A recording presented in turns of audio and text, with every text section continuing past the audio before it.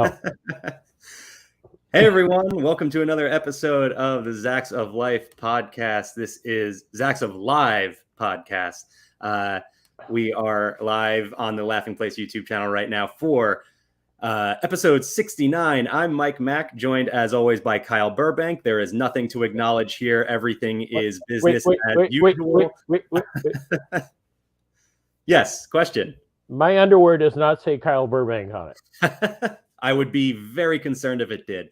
No, I am joined today by Jeremiah Good. How's it going, Jeremiah? Good. How about you? Good. We're doing things a little bit differently today because Kyle has not yet seen Guardians of the Galaxy Volume 3. I know for a fact that Jeremiah has because he was sitting right next to me in the theater. So we are going to discuss Volume 3 today. Before we get into everything, though, how's everything going, Jeremiah? I know you took time out of your busy schedule away from riding a new roller coaster at SeaWorld Orlando. So I did get a chance to ride Pipeline, the surf coaster today, the first stand-up coaster to be built in 23 years, and it's a really nice coaster. You can head over, read the article, watch the fun videos of Luke and I, since Mack is, a good man and does his work.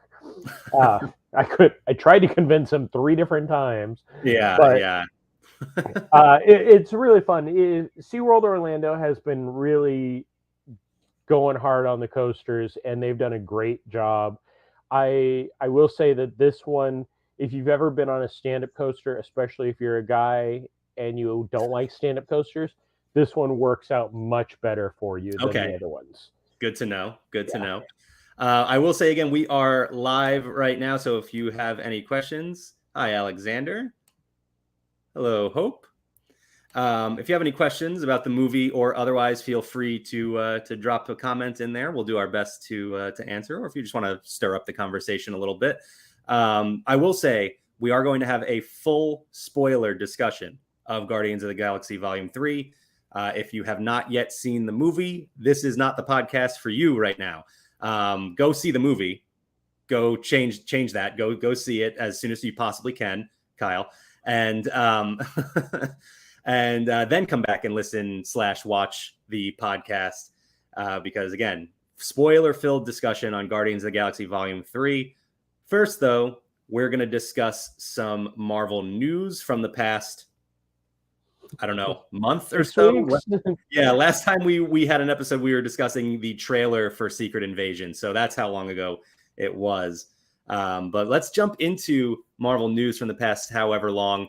And the biggest news I want to talk about is Rogers the Musical. We talked about it last time.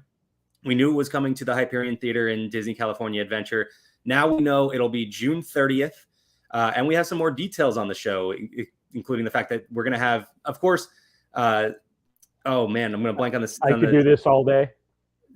Well, yeah, that's not the name of the song though. Is it Save the City? Something like that. Yeah. And then Star Spangled Man will be in there as well, but 5 brand new songs for this show. We also know it's going to be about a 30-minute show. So it's not like this really quick in and out experience. It's going to be a full on theatrical experience. That is really cool. That will be in and out, because if there are 5 songs plus that is nonstop. I'm excited for it. Yeah, I'm looking forward to it. That is, I mean, we talked about this since we saw Hawkeye, right? Like they have to bring Rogers the Musical to the parks. I got the song in my head now.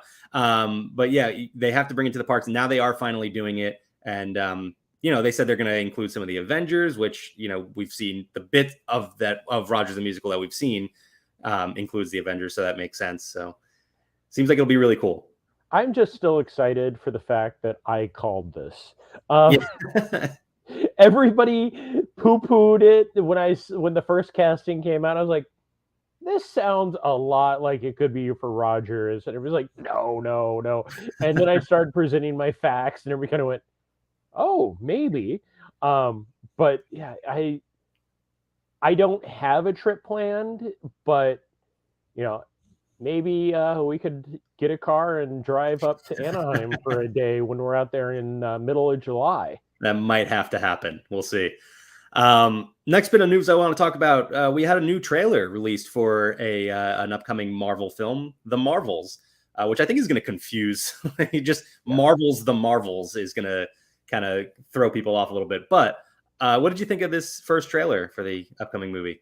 I enjoyed it because it gives more explanation than what we saw at the end of Miss Marvel. Miss Marvel, thank you. Because that really threw me. And I think they're doing a great setup. Of course, who knows what it's going to actually become, because Marvel, if they can do one thing amazingly well, it's swerve us on their trailers. Right. Very true. I liked the vibe of this trailer, though. It was very fun, very lighthearted, which fits the whole Kamala Khan story and Miss Marvel in general, at least in the early episodes of that show. So, and you get the Beastie Boys soundtrack going. And can't go wrong. Yeah, I mean, it was a really, really cool trailer. I'm excited to see these characters working off one another. Iman Vellani is just awesome as Miss Marvel, and then of course we know. Brie Larson is fantastic. So really excited to see them all come together. I think this is going to surprise people. I think this is going to be, Ant-Man and the Wasp Quantumania was hyped up a lot, but I think this is going to be one that kind of steals the show. It's going to be tough to top the one that we're going to talk about in this episode here, but I think people are really going to enjoy this movie. No, I absolutely think so. I mean, Captain Marvel is still one of the more underrated films of Phase 3? Phase 4? Phase 3. You're right. 3. Yep. Yeah, because that led into Avengers. Yeah. Yeah, because of the not time travel, but the time period that it was set in, people kind of just wrote it off, but it does have a lot to play with, especially when we're talking about, stuff like Secret Invasion coming up and all that. That is the origin of more of Phase 5 than really we saw in Phase 4. Yeah, so I mean, lots of exciting stuff coming up, as is always the case with the MCU, because there's just a constant schedule built up. Speaking of, another bit of news, we have some casting/production news on quite a few projects, actually. A few familiar names that I don't know how to pronounce returning for Deadpool 3. Morena Baccarin, Stefan Kapicic, and then Rob Delaney, all returning, reprising their roles for Deadpool 3. So that is Vanessa, the love interest, aka Copycat, but I don't know if she'll ever take on that role in that movie. But so she'll be returning for Deadpool 3. Stefan is the actor who played Colossus in Deadpool 2. He will be returning as well. And then Rob Delaney, everyone's favorite, Peter, everyone's favorite member of X-Force. He will be back as well, which I'm very interested in seeing why. But it should be a very entertaining movie. I'm really excited for Deadpool 3. Have we gotten confirmation of Blind Al coming back? I believe so. I would have to go back and check on that, but okay. I believe most of the original cast, I know, I can't think of the actor's name right now, but the guy who plays Dopinder is coming back as well. So most of the original cast, will be back for this film, which is just awesome. I love that they are just carrying Deadpool over into the MCU. Great question from Mike Celestino here. Should I watch Deadpool 2? Absolutely, you should. For Josh Brolin as Cable alone, it's absolutely worth watching. But then, of course, it's Deadpool. It's wildly entertaining. For extremely inappropriate. One of the best sequences of Deadpool 2, and something that has haunted me since the day I watched it, was the Take On Me MTV Live version that they play in the movie, which I don't know if it's on Disney Plus. Is that version, or is it on Disney Plus? I haven't watched it on Disney Plus yet. Yeah, because I know that I think in the Princess Bride version, right. They changed that one. I know that there was some music changes for copyrights and that type of stuff. So it's always strange, and I haven't watched it on Disney Plus. So I'll probably watch that later tonight just to get ready.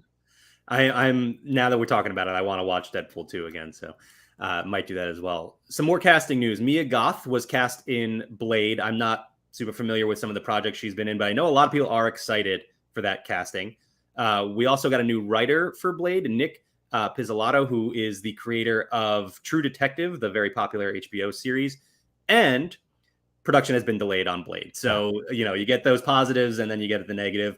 That's going to be the case with a lot of projects right now with the writer strike. So it might be a while until we actually see Blade. This movie has been delayed once already. I would expect to see the release date pushed back again at some point, but no news on that just yet. Yeah, with the writer's strike, I have lived through 2 pretty major writer strikes in my lifetime, one of which just ruined my childhood because of television being pushed back so far. So hopefully this one gets taken care of, support the writers. If not for them, we wouldn't be as entertained as we are. Yes, totally agree. I cannot speak to Mike's comment here. I just am not well versed on that subject.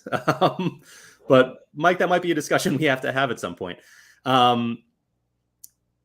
Speaking of projects being delayed, we also have production delayed on Daredevil Born Again, which, again, not surprising. A lot of things are going to get delayed. Really excited for that show, though. That is one that I'm absolutely looking forward to. It's very near the top of my list. No, I mean, you and I have both discussed Daredevil on Netflix multiple times. It is probably the best. I would even say now that it is becoming part of the MCU, probably the best MCU project as a whole. Sadly, it won't continue as dark as it was on Netflix, but that would be tough to meet anyway. Having Kingpin in there is all that matters. As long as both Daredevil and Kingpin are carrying over, it'll be great. And I do kind of hope that's the next time we see She-Hulk. Right. I'm sure there'll be a brief moment in there at some point. Some more casting news outside of the MCU, but still in the Marvel universe. Juno Temple has joined the cast of Venom 3. You probably know her from Ted Lasso. She is Keely Jones on that absolutely perfect television series. So excited for her to get a big role in a Marvel movie. Just, kind of wish it was in the MCU and not necessarily Venom 3. But still excited to see her.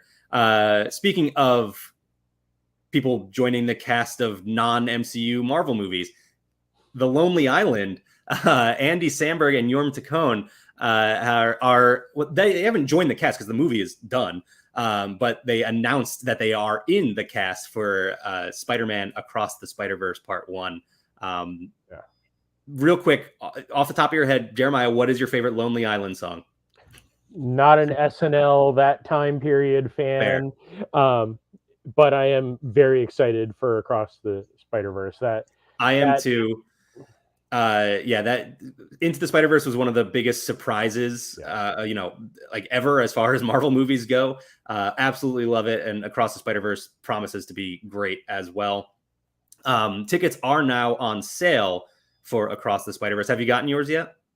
I have not. I looked. I want to see it the Thursday night, but at the same time, I may just wait and see it during the weekday. Because while I love the energy of the audience, this is one the first one I just I think I went and saw it randomly after its first weekend. Yeah. And just the emotion and everything in it was so well done. It's not the MCU where you need the audience and the gasps. Right. This one is usually the take in, and plus I'm always guilty of the oh. And there's going to be so many Easter eggs in this. I am pretty sure we'll have to do quite a few conversations about that. Oh yeah. I'm sure, and it's going to take more than one viewing for sure to see everything, because the trailer alone is just loaded. Mike asks or answers my question that I asked you. His favorite Lonely Island song is the Jack Sparrow one, which is fantastic. Definitely up there. I'd have to go with I'm on a Boat myself, but always a good one. Yeah.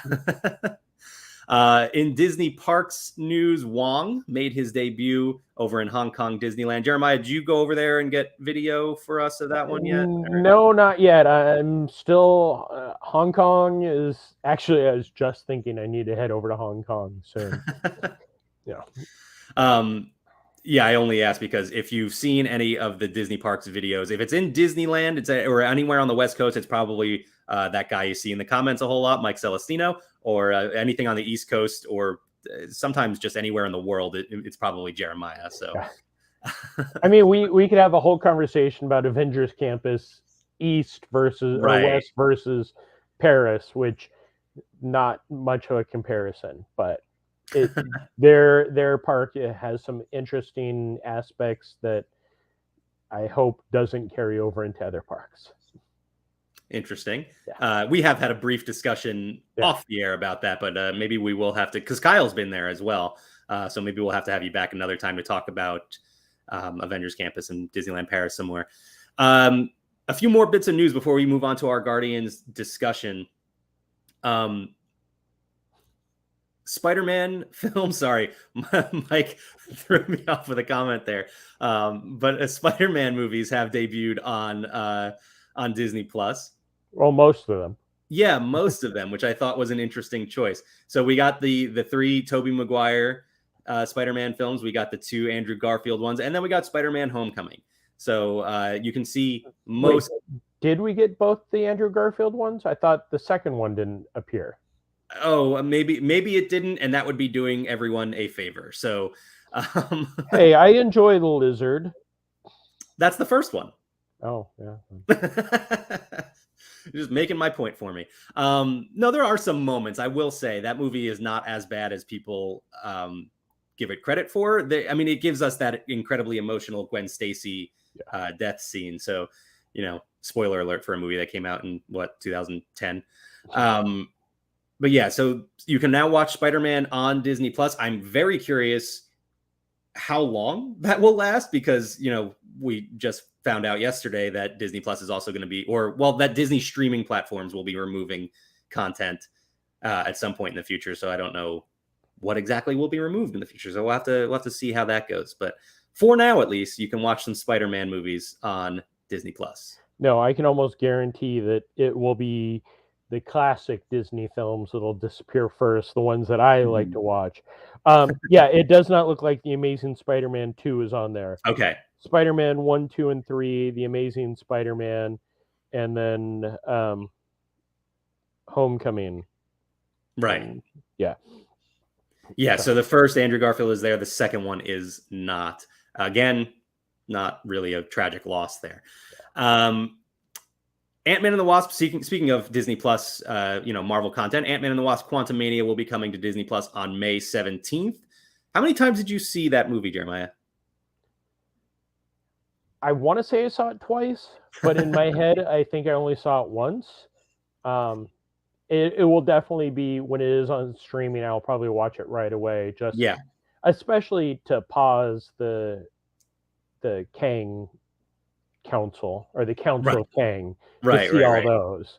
Yeah, I'm definitely looking forward to watching it again. It was one that I enjoyed in the moment, but it didn't really stick with me as much, which is, it's kind of tough to judge based on just the one viewing, in a theater on opening night with an excited crowd. So I'm looking forward to seeing it again. First of all, I didn't hear a word of the post-credit scene because the crowd was just going nuts in my theater. So I'm looking forward to watching that.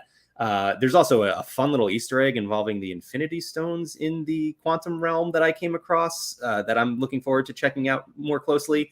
So we'll talk about that again in the future at some point, I'm sure. But yeah, again, May 17th. So next week it'll be hitting Disney Plus. So we'll be watching that pretty soon. Last piece of news before we talk about Guardians of the Galaxy Volume 3, and I set myself up for a nice segue here. Mantis has made her debut in Avengers Campus in Disney California Adventure. Have you gotten to check out the video that, like I said, Mike Celestino put together for us? Yes, I watched some of that. It's very entertaining. I'm not sure if I like Mantis over Gamora in that sequence, because Gamora was always, she always had that look on her face of, what are we doing? And Mantis is just silly and fun, and I love Mantis for that. But I've always felt like StarLord could play better off of Gamora during that show.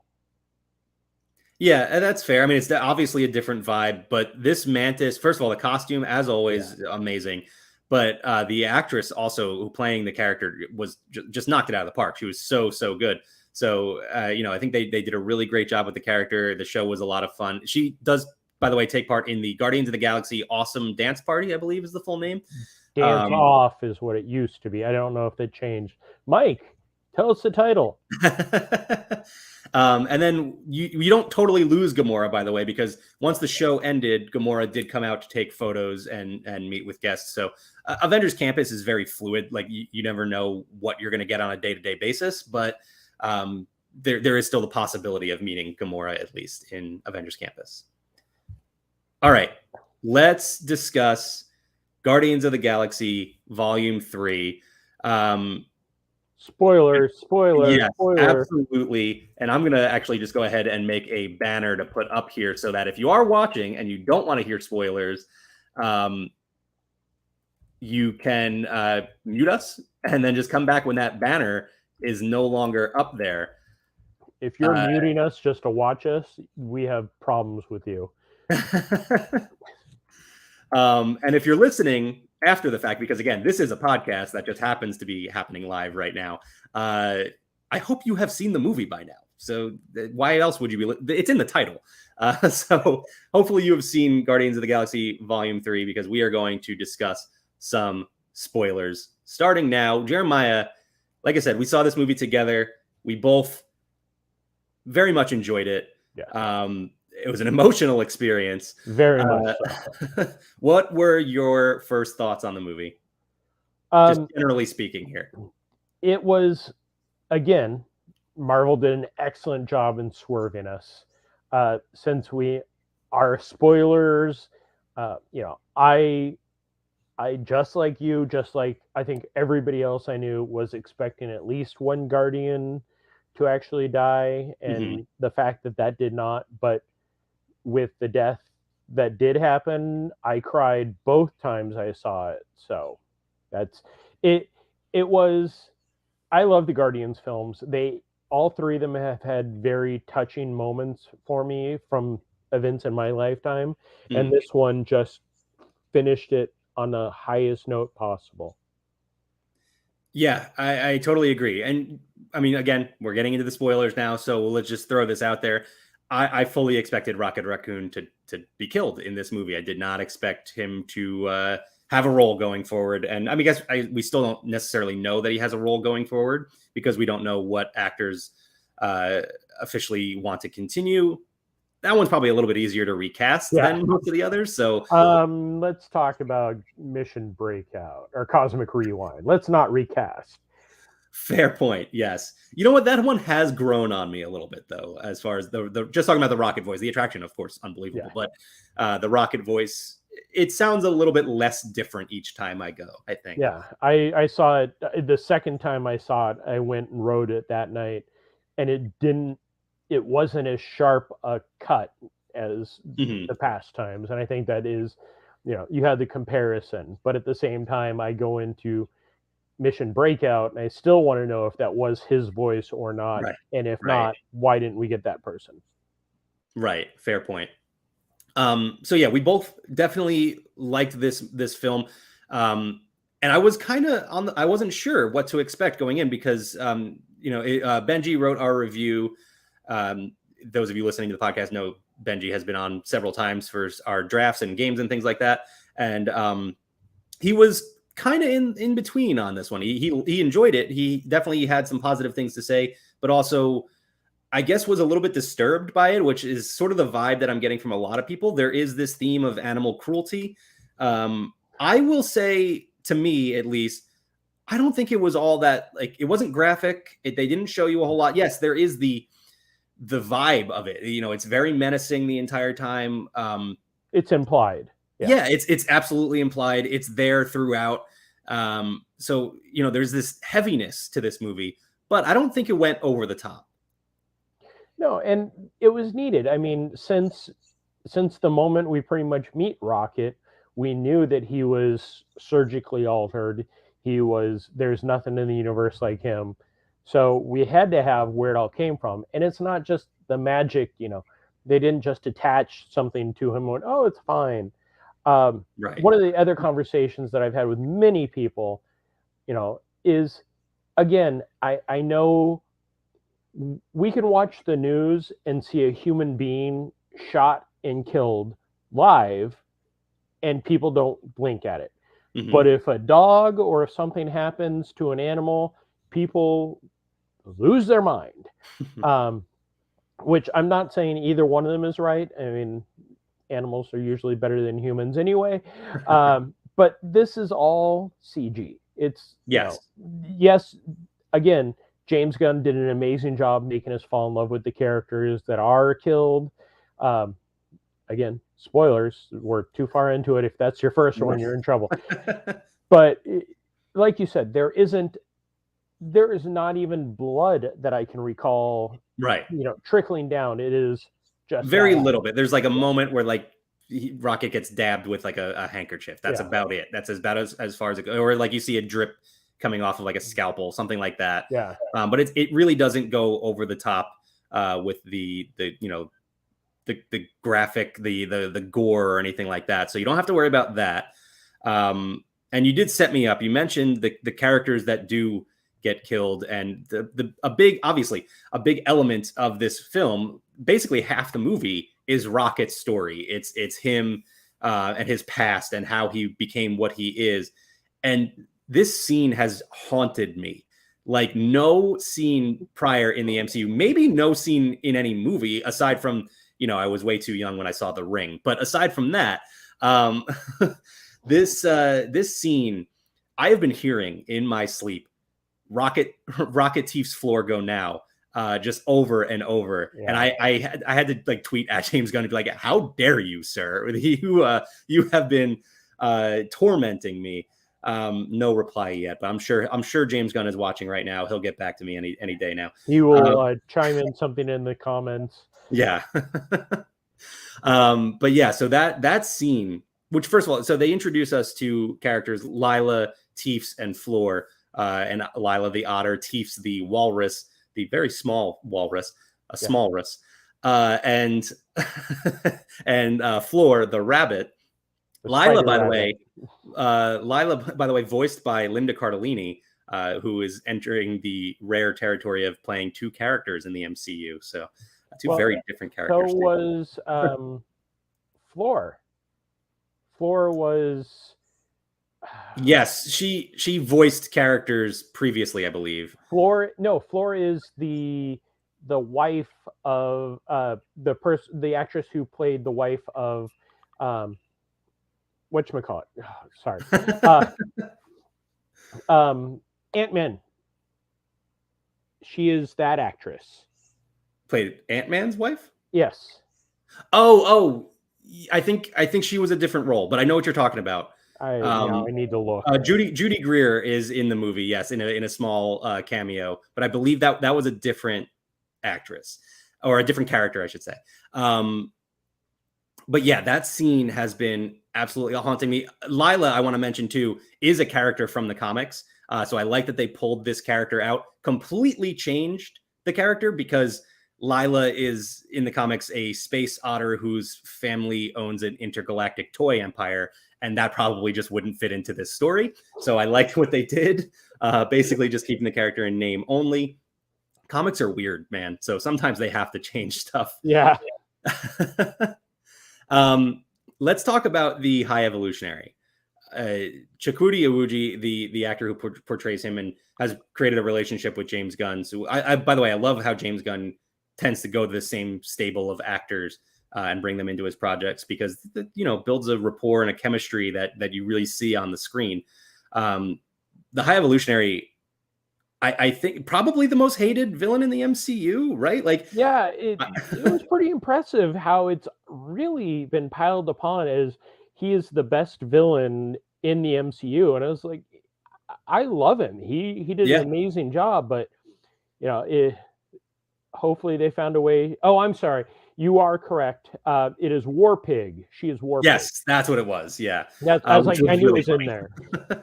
Yeah. Yeah. You're absolutely right. Judy Greer voices War Pig, which is great. She has like maybe 3 lines. So very funny that they included that. But yeah, I want to get back to the High Evolutionary. I mean, they changed the character a little bit from the comics, but just did such an amazing job making him so menacing and instantly hateable. That is like the exact level of hateable that you need for a villain in a movie like this. That's going to be the big finale, the finale to the story of these characters we love, you gotta up the ante. You go from Ronan to Ego was even a big leap, and Ego, we hated because of what he did to Quill and his family, and so they had to really even take it up a notch from there. And man, I think they really succeeded. Yeah. So I wasn't too familiar with Counter Earth prior to all of this, and then I went down the rabbit hole, or the rocket hole, and started reading about Counter Earth. And I have High Evolutionary, and the backstory is just so immense, and the fact that they really could condense that into maybe 3 lines of like what Counter Earth was and what he was doing. But yeah, he did an amazing job. Again, amazing actor. But the thing that backs it up, he harmed animals, and that'll, they could make StarLord step on a cat and nobody hate him. Yeah, highly recommend checking out the pitch meeting for this movie, by the way. Very funny. Oh, I have not watched that yet. Yeah, you mentioned the backstory of the High Evolutionary in the comics, and they did a really good job. So real quick, High Evolutionary creates these animal-human hybrids. They calls them the New Men, creates Counter-Earth, this whole new civilization and all that. They go on to eventually, Adam Warlock is the superhero of Counter-Earth, but then fails, and there's a whole story with that too. But the New Men become the Knights, or some of them at least, become the Knights of Wundagore, which that might ring a bell from Doctor Strange in the Multiverse of Madness. One of them actually was the midwife that delivered Wanda and Pietro Maximoff. So there's just everything tying together there. I would be just awesome if they eventually make that connection in some way. So really, really cool that they, kind of touch on those stories that are in the comics. But again, comics are weird. It's really tough to completely just pull right from the page. StarLord and Gamora are also a big story in this film, and I've seen more and more people kind of wondering, like, how is Gamora, not why is Gamora, but how is Gamora in this movie? Where is Gamora? I feel like people forgot exactly what happened. So remember, Gamora was killed in Avengers Infinity War. We then got a different Gamora from another timeline. To her, their whole relationship with her whole relationship with the Guardians never happened. The only one she really knows is Nebula. So this is all about Quill trying to sort of rekindle his relationship with Gamora, despite the fact that she doesn't know who he is. And it makes for some really funny moments and some really touching moments as well. The theatrical reaction to Gamora saying to Quill, "Who are you again?" and like his head dropping.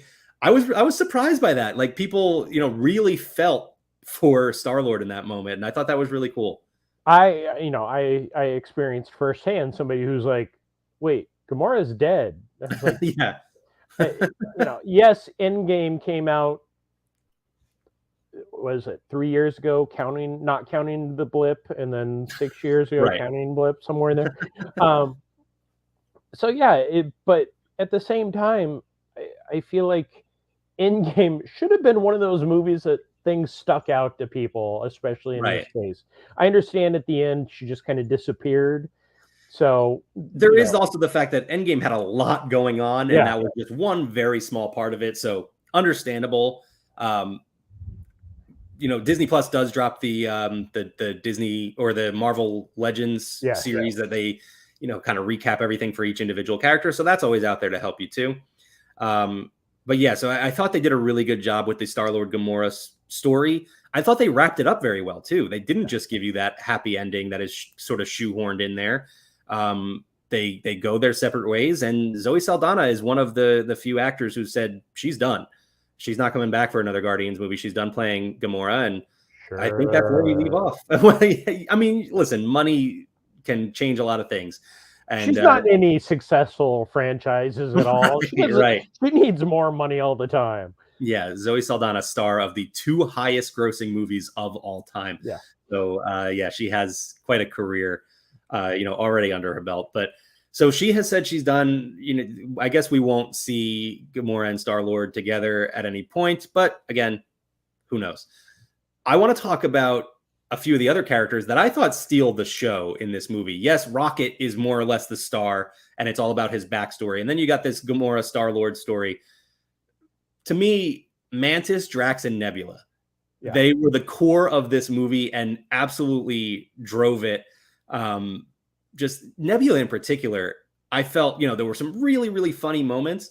And let's get this out of the way right now. Both Jeremiah and I cried multiple times throughout this movie. No shame in that at all. It's a very emotional movie. Besides that scene that haunted me that we talked about earlier, when Rocket comes back and talks to them over their comms, you're going to make me cry right now. Yeah, Nebula's reaction to that, as brief as it was incredibly emotional. This is a character that hasn't showed any emotion over the course of 5 movies. And here she is now completely engulfed in this family and, actually showing emotion. And Karen Gillan said in the press junket for this film that Nebula's at a point now where she's more willing to show vulnerability. And it came out in just like the most beautiful way in that moment. And they didn't linger on it, which I thought was very well done. Like they kind of progressed the story. It wasn't meant to be like stealing the show for Nebula, but it was just such a great, powerful moment. Yeah, that was definitely one of those moments that will always haunt me, is because she spent 5 years with him. She was the only guardian. Her and Rocket were the only guardians left during the blip. So right, true. You imagine that made their family and their companionship so much more than almost anybody else. I mean, there were years during or after the blip and pre-blip, but you think about just the two of them rocketing around the universe, and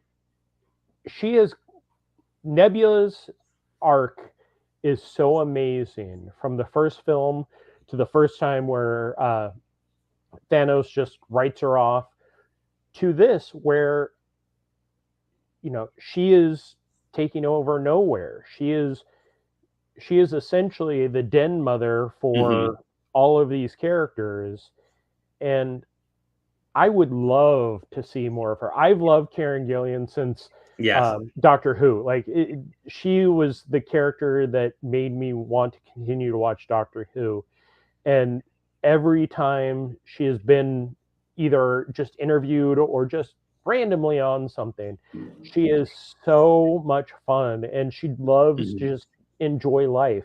And that came across even in her emotionless state as Nebula.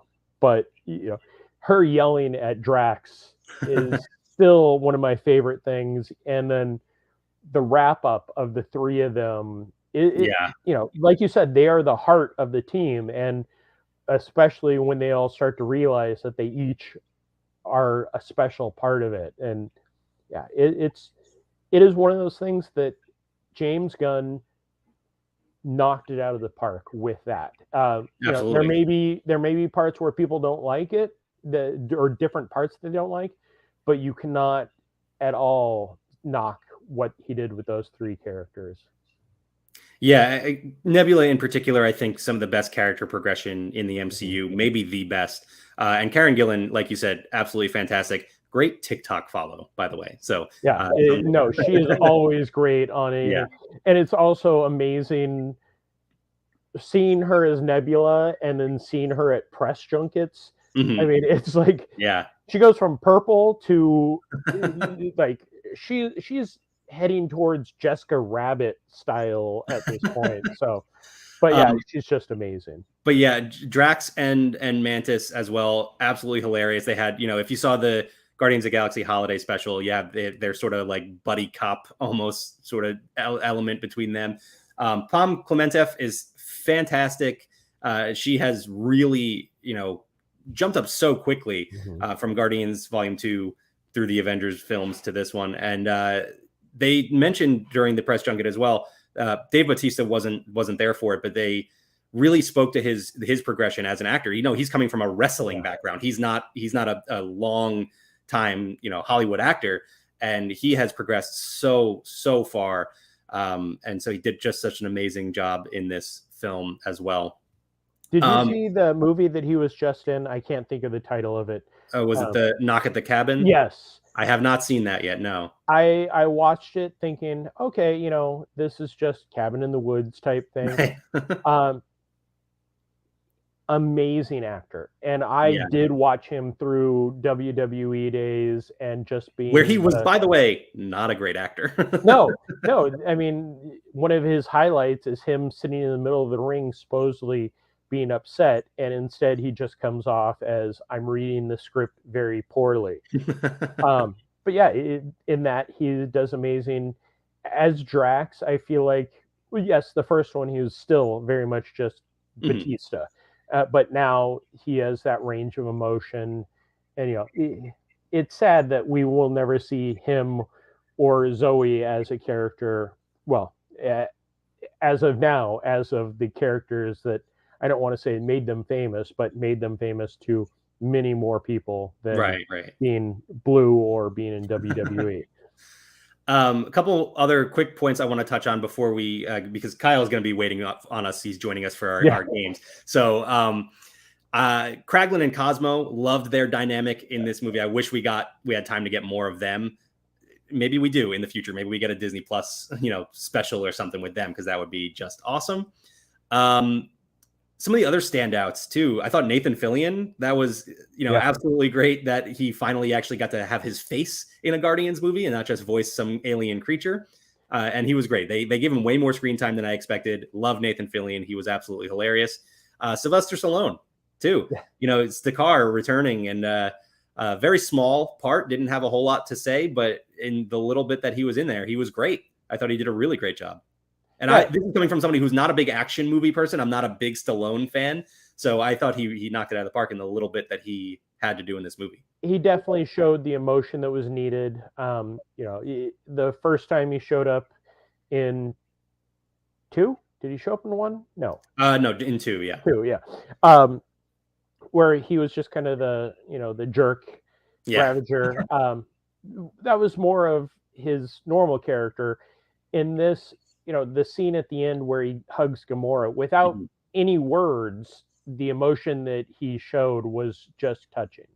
Yeah, absolutely. We can't have a James Gunn movie and not talk about the soundtrack. So very quick, I just want to say I've been listening to Dog Days Are Over by Florence and the Machine on repeat since this movie. That's the sort of finale song to this movie. It was so, the soundtrack throughout was just so perfect. And James Gunn talked about how he has this list of just 100+ songs that he wants to get into his movies, but then also when he's making a movie, he'll occasionally be like, nope, none of these fit. I need to find a different song that fits this moment. And it's just really, really well handled. No, and that's always been the case. A song that I knew listening to my mom listen to oldies station when I was a kid, Rubber Band Man, that song from Avengers Infinity War will always make me just smile. Yeah. Again, great job with the soundtrack. Let's talk real quick about these 2 post-credit scenes.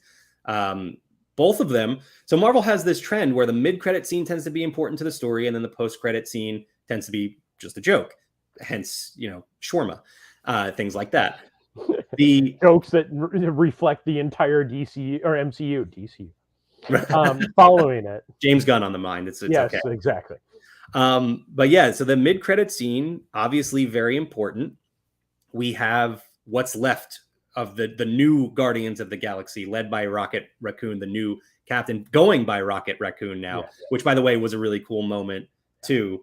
And our theater reacted to that, which was cool. So Rocket, Groot, you've got, oh boy, I'm blanking off the top of my head now. We got Cosmo, Kraglin. So that was your returning group. And Blurb. Can't forget Blurb. So he is in there, the fun little Adam Warlock's pet creature thing. Adam Warlock is a member of the team, and they very casually drop a fairly major character on us in this scene, making her MCU debut, Phyla Vell, who is at one point a Captain Marvel, and the I don't want to say offspring. It gets weird. Again, comics are weird. She is the genetic lineage of Marvel. So pretty cool that they threw that character in there. They can't do that though and not give us more from this group, or at least more of Phyla-Vell. Us Marvel comics nerds need to see this character in action. And that, they've done a great job so far with continuing we're going to create these characters. They may be one-offs, but they will come back. I mean, yeah, we have the Marvel universe for at least another 30 years right now with all the characters that they have. You had to explain who that character was to me, because there are times where they do such a deep cut like that. But yeah, that was a fun scene. And again, kind of wrapping it up, going all the way back to the original Guardians movie with the soundtrack and the talking of the music.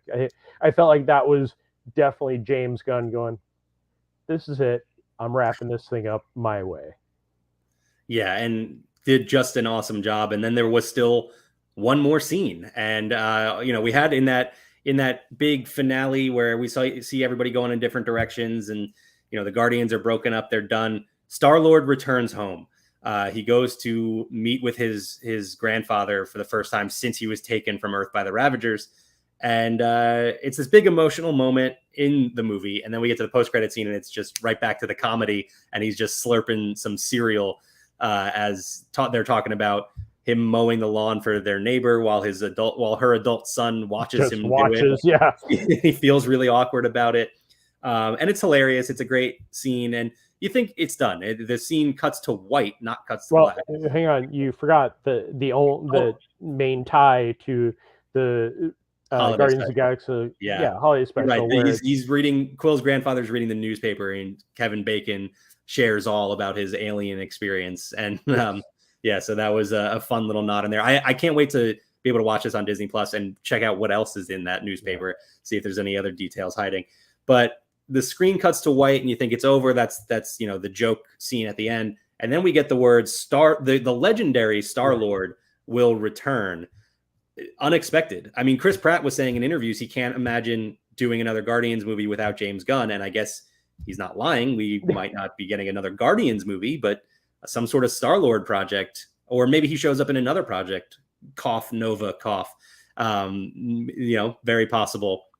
So there are so many options of what can happen in the future. I mean, I'm happy that Chris Pratt will appear. I'm really hoping, as we've talked, Nebula, Mantis, Rocket, Groot, the ones that we know aren't saying we're not going to come back, show up again, because I think out of all the Marvel characters, these characters have stood apart from everybody else. I mean, other than Spider-Man. I was going to say maybe Spider-Man, but aside from that, that they have tugged at the heartstrings more than anybody else in the MCU. What's funny though to me is you would think of all of the cast members from this movie who decide they don't want to be, Chris Pratt is behind maybe just The Rock, like the busiest guy in Hollywood. So it's funny that he is the one committing to coming back. But I'm excited. I can't wait to see what else they do with StarLord, what else they do with any of these other characters. James Gunn is done. He is moving on to DC. He has talked about the potential of a Marvel DC crossover movie, which that is such a pipe dream. I can't even imagine, but he's definitely out for future MCU projects. Chris Pratt is definitely back. We'll see what that means. Any other thoughts on this movie before we wrap things up and move into our games, Jeremiah? Cosmo and Kraglin again. You touched upon that. They stole every scene they're in. I really, even give me a Guardians cartoon that is a continuation. I know Sean Gunn may be popular. The latest episode of Marvelous Mrs. Maisel he's in, and it really threw me because I saw it the day after I watched the movie again. But Cosmo, for a character that was a deep cut in the original film for us, I think people have fallen in love with Cosmo. Absolutely. And how can you not want more of a dog anyway, Yes. right? Like we Especially a good dog. Yeah. All right. Kyle is ready for us. Let's jump into our games. How much is that cameo? All right. So we are ready for another round of How Much Is That Cameo? And joining us is our very special guest for the first time ever on this show, Kyle Burbank. Hello. This is so weird. I feel like, you walk into a room and everyone suddenly gets quiet and like looks at you. You're like, what were you guys just talking about? Nothing. Yeah. And we will not have any Guardians of the Galaxy Volume 3 spoilers from this point on. So if you just want to listen to How Much Is That Cameo and our ridiculous draft, unless I try to draft something and you guys give me a weird look like, you idiot, and I'll be like, yeah. We should mention we are going to be drafting a new Guardians of the Galaxy team. We'll explain more as we get to the draft. But first, Kyle, how much is that cameo? Where are we going this time? So if you'll recall, on the last episode, we did something a little bit different, which was that we revisited someone we've previously talked about their regular cameo and tried to guess how much their business cameo was. So that's what we're going to do this time. So I'm going to play you this person's intro. We're going to talk about how much their personal cameos are, and then you guys will guess how much the business one is. So here is this person's intro. Hi, this is Maximiliano Hernandez, aka Agent Jasper Sitwell of the Marvel Cinematic Universe, and I am super excited to be on Cameo, to send some shout outs and some happy birthdays, or maybe even a Hail Hydra to whoever deserves it. So yes, once again, that is Maximiliano Hernandez, who's apparently a very nice person from what Mack told us the last time around. To book him for a regular personalized video, he's $55, but for booking him for a video, business video, is a little bit more. I'll let you know that much. You're not going to get discount as a business. So my question for you guys is, how much is that cameo? Oh, I need explanation. What is the difference between a personal and a business? So for a business one, usually it means like, have you ever been playing a mobile game and you'll get an ad and it's like Paris Hilton telling you about some other game and it looks like really like low key and you're like, oh, they bought this on Cameo? I'm pretty sure that's what it is. I really want to know what games you were playing that Paris Hilton appears in, Kyle. I don't know Paris Hilton, but just other, like we still need to get our own business cameo done for this podcast. I want Maximiliano Hernandez to do the intro for this show. Well, let's see if he's in our budget. Can almost guarantee he is not. What did you say the personal one was? Personal is 55. Let me juggle while you ponder. I will look up and see if that's up or down from where he was when we last checked in on him. It's actually down $10. He was 65 last time we looked at his profile. Well, it's been a while since he's been in the MCU or The Walking Dead. So. Yeah. Jeremiah, do you want me to go first here and kind of set the bar? You go first. I wish I could remember how much the last business cameo was because I have no idea. I do think I remember overshooting it by a lot, but I'm pretty sure Doobie went so far under that it didn't matter. I'm going to go with, I'm going to just overshoot this again. I'm going to say $350. Whew. Okay.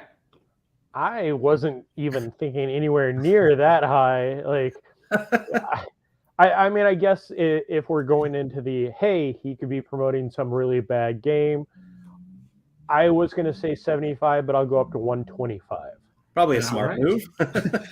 Well, then today's winner, winning both showcases. No way. Is Mack, because that cameo is $350. That's great. Yeah, these business ones, they know that, you figure you're going to hire an actor to do an ad, you're going to pay that much. So that's Maximiliano Hernandez endorsing your crappy video game. Time to come up with some crappy video games, apparently. I mean, hey, we can get to work on that too. I don't know that any of us have that skill set, but I'm just catching up on comments here. Yeah. But I was thinking he meant like way east because the Paris one's actually really good. So I don't know. Well, I mean, we were talking about Paris, so I guess we'll have to. I don't know specifically what he was talking about there. I don't know. I was.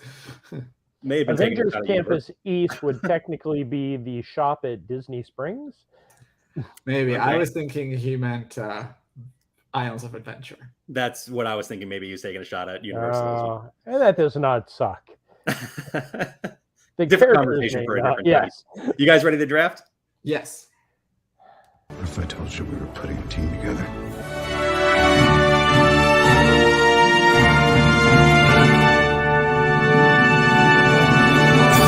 Assemble. There's a little Zzzax popping up at the bottom. Is the best part. Showing off my lack of Photoshop skills too. Showing off visual gags on an audio, what will be an audio medium. Right, yeah. That's just for the people watching live. All right. So, like I said, we are going to be drafting a new Guardians of the Galaxy team. A few rules here. Actually, I guess really just one limitation on us here. We can't draft any members of the team previously in the MCU. So you can't draft StarLord for obvious reasons. He's been the leader of the Guardians. So you're drafting a new Guardians team. And again, no Volume 3 spoilers from me or Jeremiah here. So you're safe. Kyle, you don't have to, hopefully you don't have to worry about that. We'll see where the conversation goes. We still might have some battles about who counts as a member, but we'll see. So Jeremiah, since you're technically on the show this week, Kyle, you are the guest. You know how this works. You have so much power right now. Do you want to pick first, second, or third? I'm going to be that guy and go first. Okay. All right. I do have a 101 that I think would be like the clear choice. But Jeremiah, we'll I will just let you. That. I probably won't. So it'll all be in vain. Jeremiah, I will let you go ahead and choose whether you want to pick second or third, because I have no idea where Kyle and I were at in terms of the draft order. So I will go third. Third. Okay. So, Kyle, that means you are on the clock. Okay. Well, you're either gonna go, oh yeah, that was it, or you're gonna be like, oh, that's not what I was thinking at all. So let's see. I'm gonna take Nova. Yeah, that was the one. Okay. Nova was the 101. That was one people have wanted for so long, right? And it's been rumored for so long, and we haven't seen it in the MCU yet. So, yeah, good choice. My Nova was number 2. Oh, interesting. So your 101 still on the board, yes. And now I am up, and I'm not sure where I want to go with this. Do I go with? We can, by the way, draft characters that are in the MCU already. They just can't have been members of the Guardians of the Galaxy in the MCU. Yes. So that kind of makes it. Do I want to go with a character in the MCU? Yes, yeah, exactly. No, I'm gonna go mainstream fan favorite character, not in the MCU yet, and has a role with the Guardians of the Galaxy in the comics. I'm gonna take the Silver Surfer. On the list. I looked at it and I was like, no, I can't do Silver Surfer. He's a little too dry for me. No, that's fair. Yeah, he's not the most entertaining character. Yes. I see what you did there. And you having ridden Pipeline Coaster today, you would think that would be top of mind. But absolutely. He changed out of his surfing shirt. I'm a little disappointed. I went with my Guardian shirt for this. So Jeremiah, brilliant strategy worked out here. You decided to pick third, and your 101 fell to you. Who was that first pick in your mind? This one, I kind of feel like it's cheating. For my lineup, I kind of went. I had the focus in my head of we need somebody that does this, somebody that does that, somebody that does this. This would be. I don't want to say the Drax spot, but somewhere in there. The Beyonder. Wow. Okay. Going just big power there right off the bat. All right. At one point, the most powerful character in the entire Marvel comic universe. So, but yeah, it was something I went with. And the Beyonder, by the way, may not be a name that is familiar to too many Marvel fans out there. But if you haven't watched Moon Girl and Devil Dinosaur yet, great show on Disney Plus. You can check it out. And the Beyonder has a role in every episode, really. So is his power getting 20% off purchase of an individual item? No.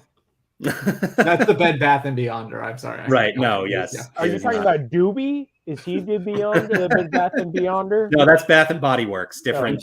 I All can right. never keep track It's of the where one that's Dewey's not from. bankrupt and shutting down. That's how you tell the difference. Oh, wow. I actually, that's news to me. All right. Anyway, Jeremiah, you're back on the clock now with your first pick in the second round. Okay, You as team I with the said, Beyonder. Where do you go from here? oh, Beyond. trust me, I'm actually going to go the exact opposite for this because my second one was originally Nova, but Mhm. like I said, I have certain spots that need to be filled, and this one would be the Rocket spot, and this somebody that I would always prefer to be in every single MCU film if he could.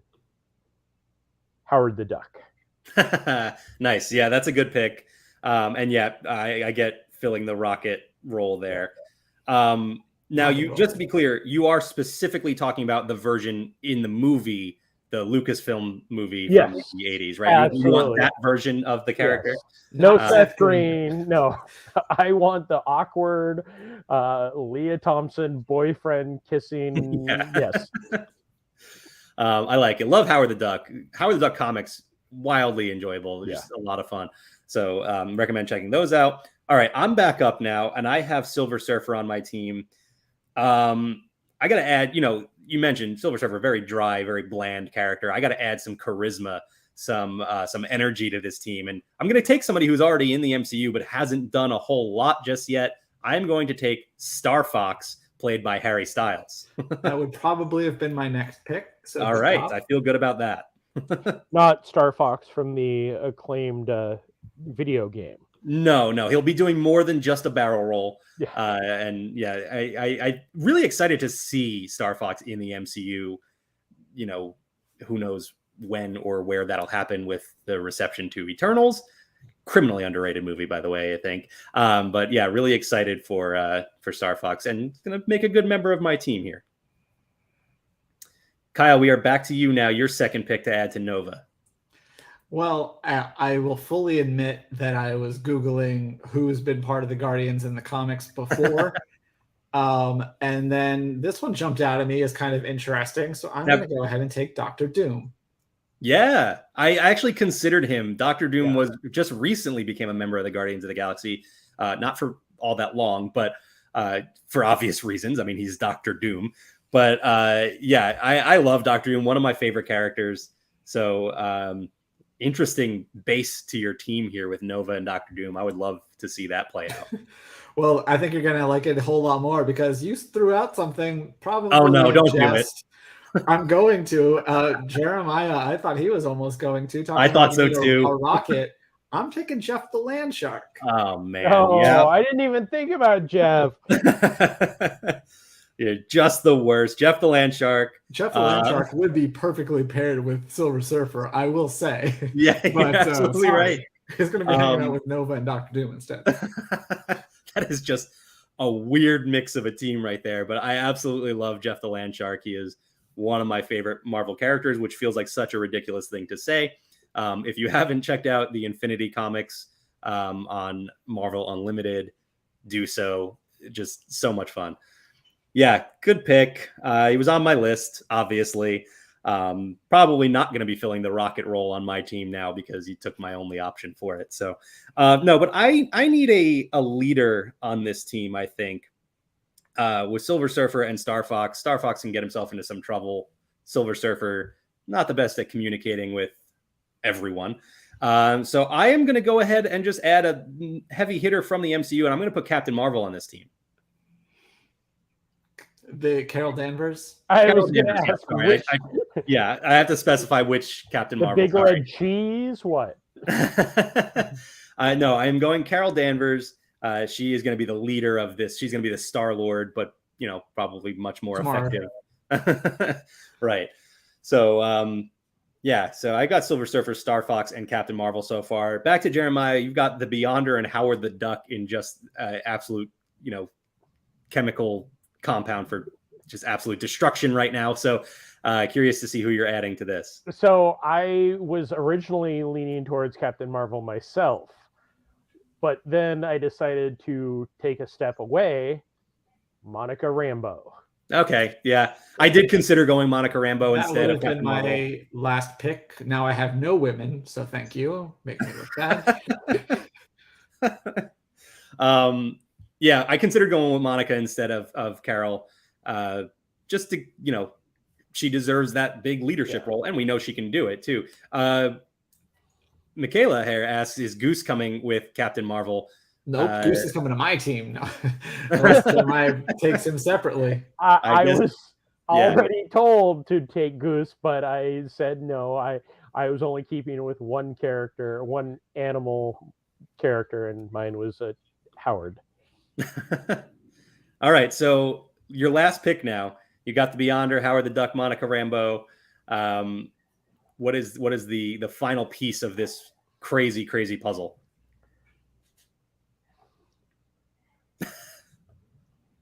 I will go with another heavy hitter, but one that if either of you even thought of, I'd be surprised. Let's see. Beta Ray Bill. Oh, okay. I did think of him, but I didn't put him on my list. Honestly, just not that big a fan of the character. But I mean, essentially, he's a horse version of Thor. Yeah, so. But if you think, especially going into the MCU, he could be very much the comedic Drax and Mantis type position. So, and again, he'd be interesting to see with everybody else in a spaceship. Right. Yeah. No, it's a good pick. He fits in that cosmic realm of the Marvel universe as well. So I like it. I'm left with quite a few options on my list here, and I'm not sure which way I want to go. I think I'm going to add some muscle and some different powers, specifically 4 different powers. You might say Fantastic 4 different powers, because I'm going to take the Super Skrull and get all 4 of the Fantastic Four in one pick in my last pick here. I would be interested to see if we're going to see Super Skrull in the MCU with the Fantastic Four coming. If you're not familiar, Super Skrull is a Skrull that has contracted the powers of all 4 of members of the Fantastic Four. So very effective character and villain and hero at different times in the stories. So that's going to be my last pick there. A good Guardians character, because I think he fits that role. All right, Kyle, last pick of the draft here. Nova, Dr. Doom, Jeff the Land Shark. What is your final pick? Well, since I was planning on taking Monica and that was taken, and I do feel like I need a girl to like even this team out, because we don't know. Jeff is probably a male. We have to assume based on his name. Right. I'm gonna go. Well, tell you what. One of the ones on my list that I'm not taking is Ant-Man, so I'll just pivot and take Cassie Lang. Oh, I like it. Very nice. I like that. I did consider going with a very earthbound character and kind of taking like a fish out of water type of thing. I mean, She's into science. She can go to space. She's been in the quantum realm. That's very true. Basically, I almost quoted Nick Fury there for a second, but thought better of it. I thought of it too.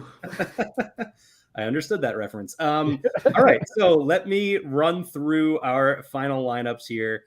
Kyle has Nova, Dr. Doom, Jeff the Landshark, and Cassie Lang. I have Silver Surfer, Star Fox, Carol Danvers, and the Super Skrull. Jeremiah has the Beyonder, Howard the Duck, Monica Rambeau, and Beta Ray Bill. Kyle, any honorable mentions left on your list there? I had Hulkling and Wiccan both on my list. Oh, nice. That was pretty much it. And Ant-Man, as I mentioned. But good picks. Jeremiah, what about you? So the one that I kept leaning towards would be Thanos. Just because I thought of that too, actually. It would be such an interesting thing. But really, the only other person that was on my list, and this one could have gone so many ways with just one character, Phoenix Force. Yeah, I thought about that too. Kind of the nuclear option adding to your team there. I had quite a few on my list. Like I said, Moondragon, a common character in Guardians comics. Major Victory, which is sort of a deep cut and probably wouldn't have helped me in the polls.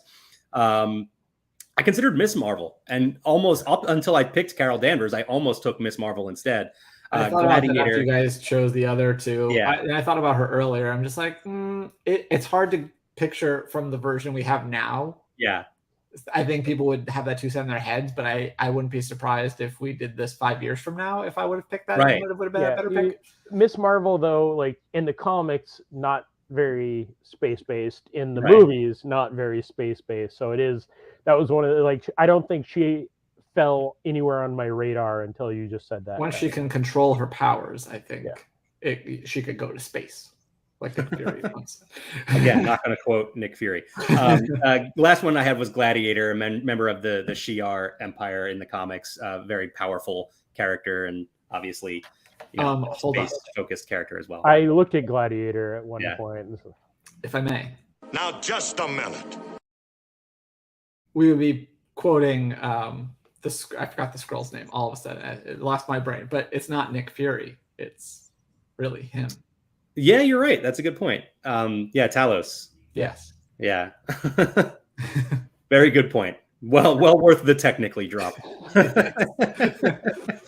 All right, so we are done here, and this is normally where the guest drops out. But I mean, you both were part of. We're all just going to stick around here as we wrap things up.